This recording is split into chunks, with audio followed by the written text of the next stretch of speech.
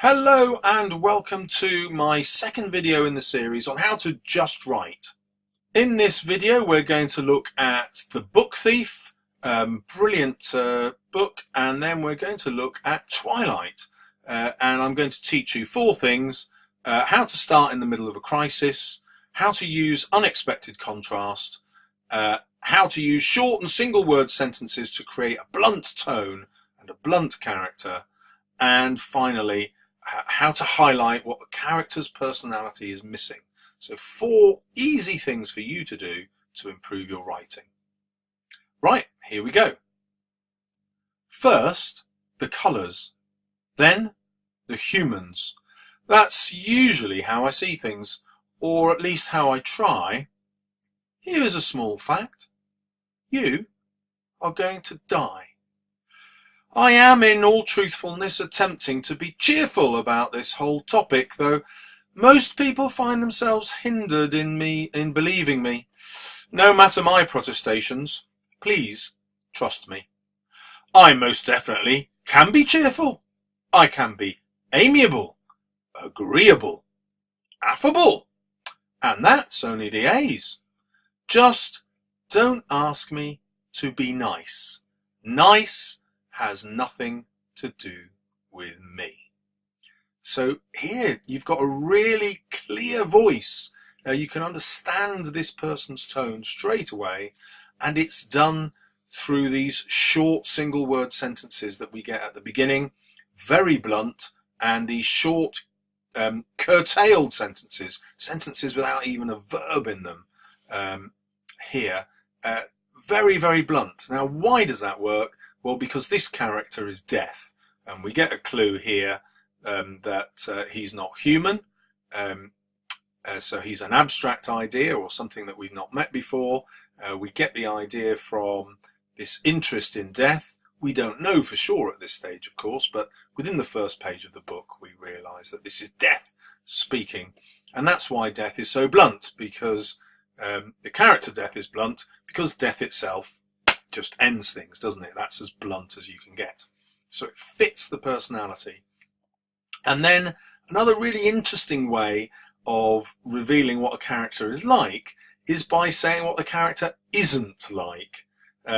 So we've got this list of things that this character can be: agreeable, affable, trustworthy, perhaps, although if somebody asks you to trust them, does that mean they know they don't look trustworthy and therefore they're not?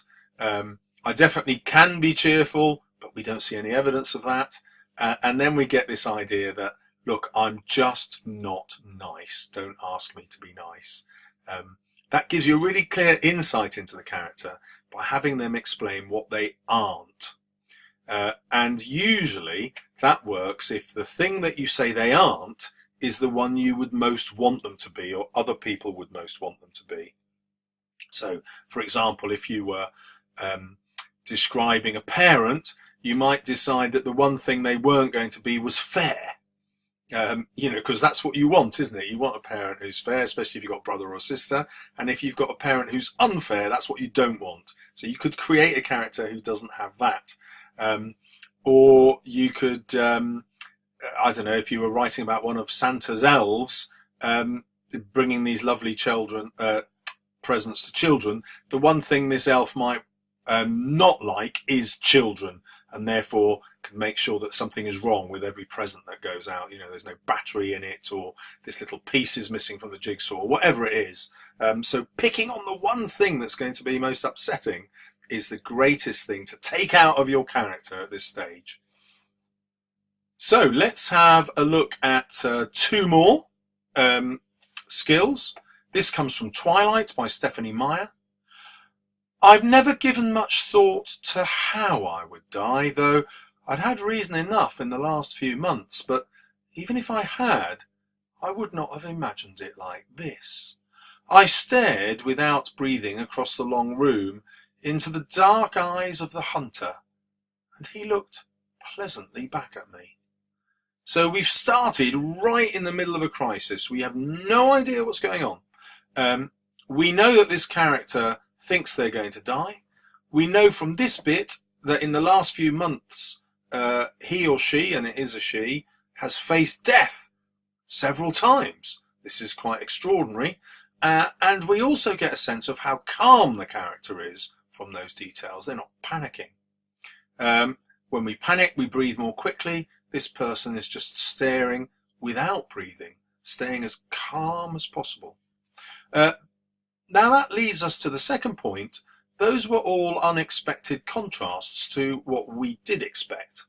And then to make that really clear, she uses this, Stephanie Meyer uses this same technique to describe the hunter. The hunter has dark eyes and he looked pleasantly back at me. The use of that word pleasantly is really effective because they don't sound dangerous, which obviously makes them seem even more dangerous. And it's an inversion, a turning upside down of the expectations we have. We would expect flaming eyes or a savage snarl or whatever have you, but actually you've got someone who appears to be incredibly calm and nice. So this is the opposite of the book thief, where death was not nice. Here you've got a killer who is very nice, but that's the contrast. And if you wanted to go a bit further, the dark eyes could actually be something that you expect in a romantic hero in a novel. Someone who's looked up to by the female character. But here the opposite is happening. This person appears to be hunting her. Okay, well now your job is to look at those 4 things I taught you, starting in the middle of a crisis, using an unexpected contrast, having short and single word sentences to create a blunt tone and character, and highlighting what a character's personality is missing. Use some of those in your own writing now. I'm going to ask you to freeze the screen, and I've put both bits of writing on the screen for you so that you can have a go at your own writing. And remember, the advanced technique is to take one of these and try and write it in exactly the same style. So for example, if I was looking at this one, I would have my first sentence would be 3 words long, my next would be 3 words long, and so forth. You try and write it as exact a copy of that as you can, still making it your own. Anyway, good luck, get creating, and look out for the 3rd video in this series.